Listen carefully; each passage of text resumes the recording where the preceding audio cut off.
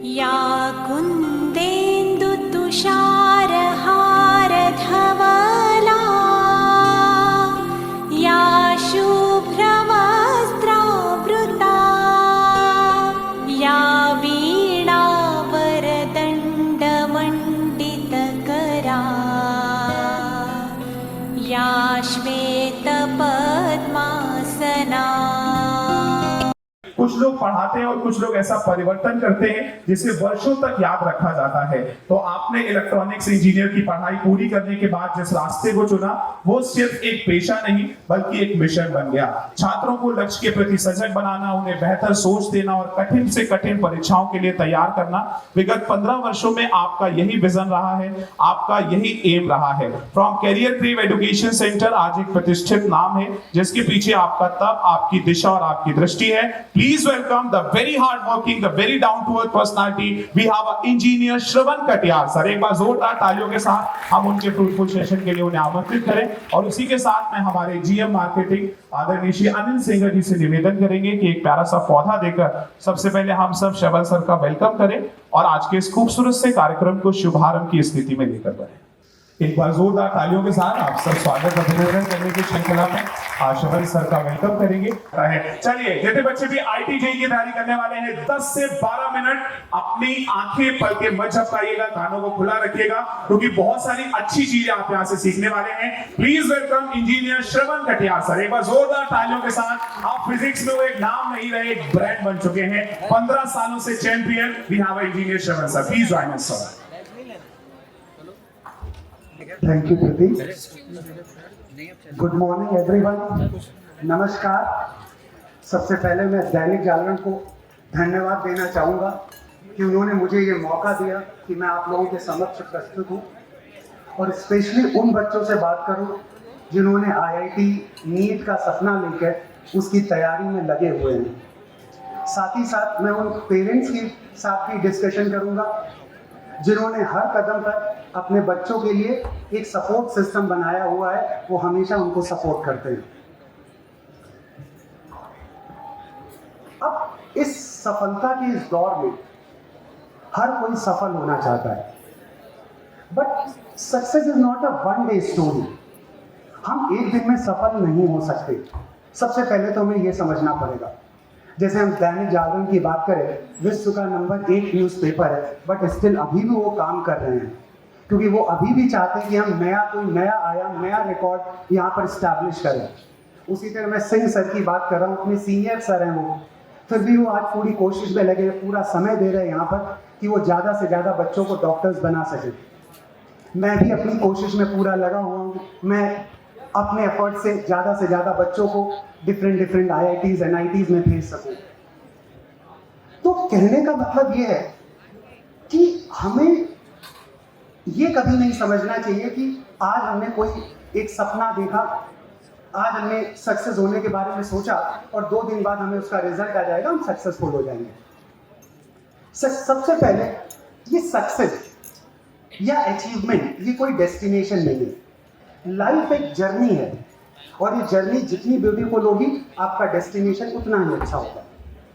अभी आपको ऐसा लगता होगा, आपके पेरेंट्स, सराउंडिंग आपको कैसी होगी, आईआईटी में पहुंच जाओ, नीट क्वालिफाई कर लो, आपकी लाइफ सेटल हो जाएगी। नहीं, वो एक डेस्टिनेशन नहीं है, वो एक सिर्फ माइलस्टोन है।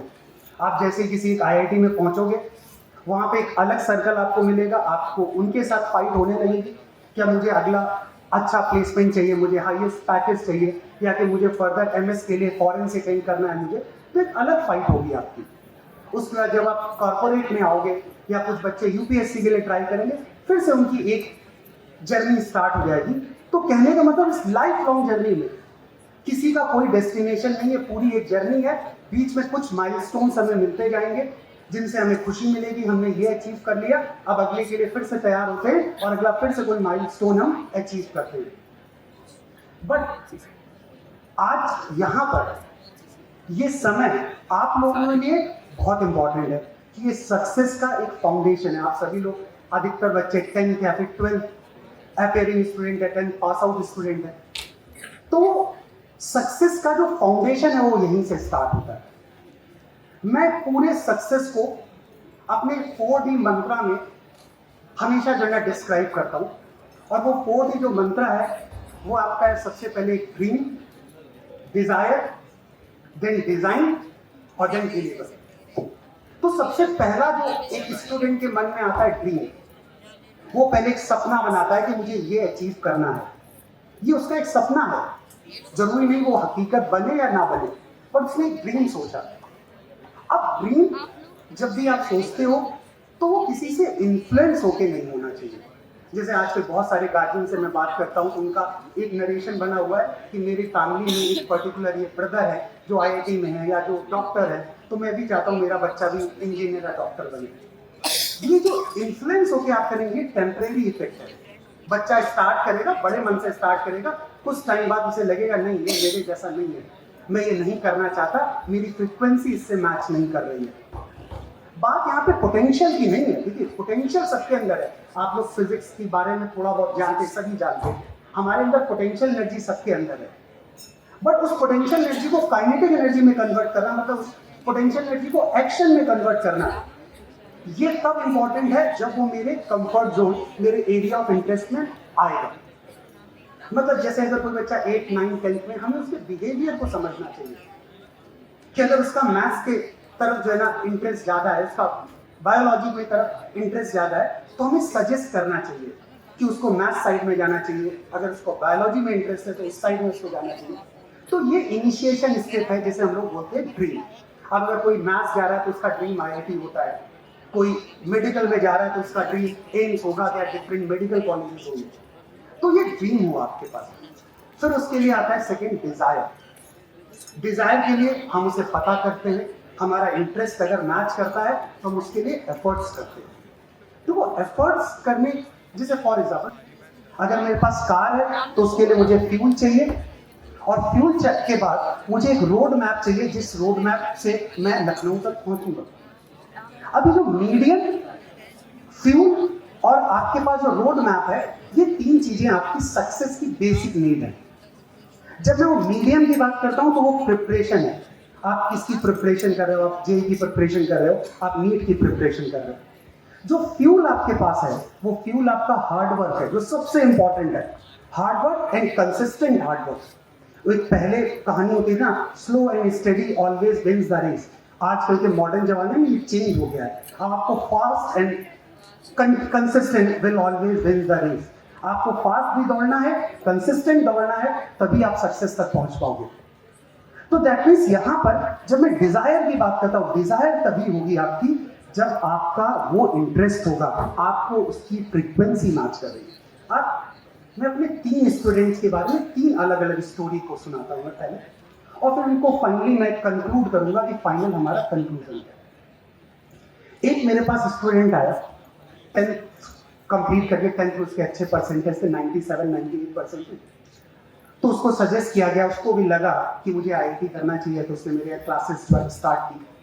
आफ्टर 1 मंथ 2 मंथ उसे लगा नहीं हो रहा, मुझसे नहीं हो रहा का मतलब वो गिव अप नहीं कर रहा है। उसने कहा ये मेरे कंफर्ट जोन में नहीं आ रहा, मेरा एरिया ऑफ इंटरेस्ट नहीं है, मुझे फिजिक्स में मजा नहीं आ रहा। मतलब मेन उसका वर्ड था मुझे मजा नहीं आ रहा। उसके पेरेंट्स से बात हुई, वो भी आए, उनसे डिस्कशन हुआ, तो उसका एक ही था, मुझे इसमें मजा नहीं आ रहा। तो यहाँ पर मैंने कहा फिर क्या करोगे? उसने कहा सब कुछ और। उसने कहा कॉमर्स करूंगा मैं, उसमें कुछ मैं अच्छा करूंगा। इसको बोलते हैं लेट गो। उसने कहा भाड़ में जाए IIT, मुझे नहीं IIT करना। ये है आपकी एक आर्ट ऑफ लेटिंग गो, जो सबसे बेसिकली लोग कंफ्यूज हो जाते हैं। Let go and give up both are different things, दोनों बिल्कुल अलग अलग है। लेट गो और गिव अप, इसको समझना। मैं इसी स्टोरी में आपको कंक्लूड करूंगा इस बात को। तो उस स्टूडेंट ने कहा कि सर नहीं, मुझे नहीं करना IIT, मुझे इससे कोई मतलब नहीं, मुझे ये पाथ ही नहीं चूज करना। उसने ड्रॉप की कोचिंग, इसके अपना वो कॉमर्स साइड उसने ले लिया, कोई मुझसे कभी कांटेक्ट नहीं किया। इसका जब 12th का रिजल्ट आया, उसने मुझे एक मैसेज ड्रॉप किया कि सर समथिंग उसके 98 पॉइंट समथिंग, मतलब 10 से ज़्यादा परसेंटेज उसने अचीव किया। बस एक सिंपल सा मैसेज। इसके बाद मैं भी भूल गया, वो स्टूडेंट अपनी दुनिया में कहीं लगा हुआ। आफ्टर 5 और 6 ईयर उसके पास मेरे पास का एक मैसेज आया कि सर फर्स्ट अटेम्प्ट में मैंने CA क्रैक कर लिया, कंप्लीट कर लिया मैंने। तो सबसे इंपॉर्टेंट बात, अगर उसी बच्चे को मैं जबरदस्ती कहता रहता नहीं आईआईटी सिर्फ यही करना है, तो वो वहीं पे लगा रहता, वो शायद उसमें इतना एक्सेल नहीं कर पाता। बट क्या इंपॉर्टेंट है, लेट गो। उसने आईआईटी को लेट गो किया, उसने नहीं इससे कोई मतलब नहीं, मुझे कोई आईआईटी में नहीं जाना, मैं कोई और पाथ ऑप्ट करूंगा, और उसने वो पाथ ऑप्ट किया और उसके वो एक्सेल पे पहुंचा, उसके एपेक्स पे पहुंचा, और आज वो एक बहुत सक्सेसफुल इंसान है। सेकेंड स्टोरी क्या है, एक स्टूडेंट मेरे पास आया, उसका भी परसेंटेज 10th में 98 समथिंग कुछ था। उसने स्टार्ट किया, पहले बहुत एनर्जेटिक था, बहुत मेहनत करता, बहुत हार्ड वर्किंग। बीच में कुछ टाइम में कुछ डिस्ट्रैक्शंस हुए, क्लासेस स्किप करना स्टार्ट कर दिया, प्रॉपर अटेंशन नहीं दिया। कुछ टाइम के बाद मतलब मिड ऑफ 11th की बात करें तो उसको लगने लगा मुझसे हो नहीं पाएगा। मतलब उसने बस कोचिंग आता था बट कोई एफर्ट्स नहीं थे उसके, बस वो कहता सर मुझसे नहीं हो पाएगा। मतलब क्या किया उसने, गिव अप किया। ये है गिव अप। पहला क्या था, लेट गो। ये आपका सेकंड क्या है, गिव अप। उसने गिव अप कर दिया। वो 11th में भी उसने कोचिंग की, इनफैक्ट 12th में भी कोचिंग की, क्योंकि प्रेशर था, पेरेंट्स का प्रेशर था कि नहीं भाई तुम्हें आईआईटी में ही जाना है। उसने किया, बट वो 11th के मिड सेशन में ही गिव अप कर चुका था कि मुझसे ये नहीं होगा। इसके बाद उसका किसी प्राइवेट कॉलेज में एडमिशन हुआ, और उसने लगातार वो 4 सालों में जब वहां गया, उसके सराउंडिंग में उसने ये तो मेरे साथ नहीं मैच कर रहा है, ये एटमॉस्फेयर तो मुझे नहीं मैच कर रहा है। अब क्या है उसके साथ, रिग्रेट। किस बात का रिग्रेट, कि उसने उस जर्नी को गिव अप किया। बट अब उसके पास वो ऑप्शन नहीं है। अब अगर वहां पहुंच गया है तो उसको वहीं पे कंटिन्यू करना चाहिए। तो ये डिफरेंस है लेट गो और गिव अप। अब मैं थर्ड स्टोरी पे आता हूँ, थर्ड स्टूडेंट की बात करता हूँ। एक स्टूडेंट 12th के बाद मेरे पास आया, पूर्वांचल साइड से आया वो बच्चा, एक टिपिकल गांव से आया हुआ बच्चा, जिसको आईआईटी के बारे में कुछ भी नहीं पता था। बस कहीं से कुछ लोगों के बारे में उसने सुना, और वो जब मेरे पास आया तो डे 1 में उसका स्टेटमेंट था, सर मैं अपने गांव से आने वाला पहला स्टूडेंट हूं। अगर मैं अनसक्सेसफुल हुआ तो मेरे गांव में कोई बच्चा प्रिपेयर तो नहीं करेगा, इसके लिए तो प्रिपेयर नहीं करेगा। तो ये मेरे लिए एक बहुत इंपॉर्टेंट टास्क है, मुझे इस एग्जाम में सेलेक्ट होना है। अब प्रॉब्लम, हर्डल समझिए उसके साथ क्या। एक टिपिकल हिंदी मीडियम का स्टूडेंट जो वेलोसिटी को वेग समझता है, जो एक्सेलरेशन को त्वरण जानता है, उसको नहीं पता क्या होता है वेलोसिटी, क्या होता है एक्सेलरेशन। मेरी क्लास में, स्टार्टिंग की क्लास में बिल्कुल ब्लैंक, उसे पता ही नहीं क्या करूं मैं, क्योंकि वो समझ में नहीं आ रहा। लैंग्वेज उसके लिए मेन ऑब्स्ट्रक्शन था। 3-4 बार मेरे पास आया, बट उसने गिव अप नहीं किया। उसने कहा सर मेरे पास वापस लौटने का ऑप्शन नहीं है, मेरे पेरेंट्स ने समहाउ किसी तरह खेती बेच के कुछ करके मेरी फीस डिपॉजिट की, मेरे पास वापस जाने का ऑप्शन नहीं है, मेरे पास गिव अप करने का ऑप्शन नहीं। सर मुझे आप बताइए मैं कैसे इस प्रॉब्लम को सॉल्व करूं। उसने उस प्रॉब्लम को सॉल्व करना स्टार्ट किया, उसने अंडरलाइन करना स्टार्ट किया, मुझसे उसका ट्रांसलेट कराना स्टार्ट किया। उसने कुछ हिंदी की बुक्स ली, उसको ट्रांसलेट किया, लगा रहा, और फाइनली उसका मेंस बहुत अच्छा नहीं हुआ, बट वो एडवांस के लिए क्वालिफाई हुआ, एडवांस में पहुंचा, और आईआईटी बीएचयू में वो सेलेक्ट हो गया बच्चा। अब कुछ टाइम पहले ही मुझे उसका एक मैसेज आया, कॉल आया। मैंने एक्चुअली कहीं पे मैं बोल रहा था तो उसके बारे में मैंने बोला, तो वो समझ गया ये बात मेरी हो रही, मैं नाम नहीं लूंगा उसका। और तो उसने मुझे मैसेज किया, सर अब तो मेरा आईआईटी बीएचयू भी खत्म हो गया, मैं एक एमएनसी में प्लेस भी हो गया। अब समझिए वो उस गांव से आया था जिस गांव में कोई जानता तक नहीं था। कहने का मतलब तीनों स्टोरी को जरा समझिए। पहली स्टोरी लेट गो की थी, सक्सेसफुल स्टोरी थी। दूसरी कहानी गिव अप करने की थी, जो एक अनसक्सेसफुल स्टोरी थी, जिसमें काफी कुछ टाइम तक उसे रिग्रेट करना। मैं ये नहीं कह रहा लाइफ लॉन्ग वो रिग्रेट करेगा, कोई नहीं, ऐसा नहीं। आप समझिए ना, आप नीट की बात करें, more than 25 lakh student appear होते हैं। जेई में more than 12 lakh student appear होते हैं। टोटल सीट्स की बात करूं, गवर्नमेंट कॉलेजेस की बात करूं, मेडिकल में अराउंड 53 या 54,000 है। आईआईटीज की बात करूं 8,000 10,000 है। क्या बाकी जिनका सेलेक्ट नहीं हुआ वो बर्बाद हो गए, बेकार हो गए, या उनका कोई एग्जिस्टेंस ऐसा बिल्कुल नहीं है। एक फेलियर कभी भी आपको डिसाइड नहीं कर सकती कि आप लाइफ लॉन्ग फेलियर रहेंगे। सक्सेसफुल होने के लिए बस आप जब जाग जाओ, जब से काम करना स्टार्ट कर दो, वहां से आपकी सक्सेस स्टोरी स्टार्ट हो जाती है। तो कहने का मतलब है, यहाँ पर कई बच्चे आए, कुछ बच्चों के 98 99 परसेंटेज है, कुछ बच्चे ऐसे हैं जिनके परसेंटेज कम है, वो यहाँ पे उसका पार्ट भी नहीं होंगे। बट अगर उन तक मेरी बात पहुंच रही तो मैं कह रहा हूं कभी भी निराश मत हो, अपनी इस जर्नी को स्टार्ट करो। देखो ये जर्नी है, ये कोई डेस्टिनेशन, मैंने स्टार्टिंग बोला यहाँ कोई डेस्टिनेशन नहीं है, ये सिर्फ और सिर्फ एक जर्नी है। और ये जर्नी जितनी ब्यूटीफुल होगी, जितनी मजेदार होगी जर्नी, उतनी ही आपका जो फाइनल डेस्टिनेशन होगा वो उतना शानदार। वो भी मैंने बोला वो डेस्टिनेशन कोई फाइनल नहीं है, वो एक माइलस्टोन है। जैसे उस माइलस्टोन को अचीव करोगे अगला कोई माइलस्टोन आपको दिखने लगेगा। तो बस कंसिस्टेंट होके आप लगे रहिए। अब तो हम लोग कहाँ पे पहुंचे, हम ड्रीम पे पहुंचे थे, ड्रीम से हम डिजायर पे आए। सेकेंड, फिर इसके बाद आते हैं डिजाइन। डिजाइन मतलब गाइडेंस, हम उसके लिए हमने क्या चेंज किया। अब जैसे कई बार मेरे पास स्टूडेंट्स आते हैं कि सर मैं एफर्ट्स करता हूँ, मुझे मोटिवेशन नहीं मिलता है, मुझे एक ऐसी कंपनी चाहिए जो मुझे मोटिवेट करे, एक ऐसा बच्चा जो एक साथ में साथ कोई स्टूडेंट हो जिसके साथ में कम्पीट करते हो, उससे मैं एक अपना कॉम्पिटिशन कर सकूँ। अरे क्या जरूरी है यार, जो बच्चा आपके साथ आएगा वो आपकी तरह सिंसियर होगा। अरे मैं अपने सारे बच्चों को बोलता हूँ मिरर को अपना कंपेनियन बनाइए, आपका साथी मिरर है। आप हमेशा मिरर के सामने जाइए और मिरर के सामने पूछिए आप कौन है, आप क्या करना चाहते हो, और आप जो करना चाहते हो, जो अचीव करना चाहते हो, उसके लिए कितना रेडी हो आप सबसे झूठ बोल सकते हो, मैं सभी से झूठ बोल सकता हूँ, हो सकता है मैं आप लोगों से कुछ झूठ बोल सकता हूँ, लेकिन मैं कभी भी खुद से झूठ नहीं बोल सकता। मैं खुद को कभी भी धोखे में नहीं रख सकता। अगर मैं मिरर के सामने खड़ा हुआ हूं ना तो मैं अब खुद को देखता हूं, और जब मैं खुद को देखता हूं तो मैं खुद से कभी झूठ नहीं बोलता हूं, क्योंकि आपको तुरंत पता चल जाएगा हम ये गलत कर रहे हैं। आप जिस एज में हो, आप एक क्लास बंक करके आप मूवी देखने चले जाइए। आप भले मूवी को एंजॉय करने की कोशिश करोगे, लेकिन बार बार कहीं ना कहीं आपके अंदर एक अलार्म बज रहा होगा कि आज यार तुमने क्लास मिस कर दी, ये करना नहीं चाहिए था तुम्हें।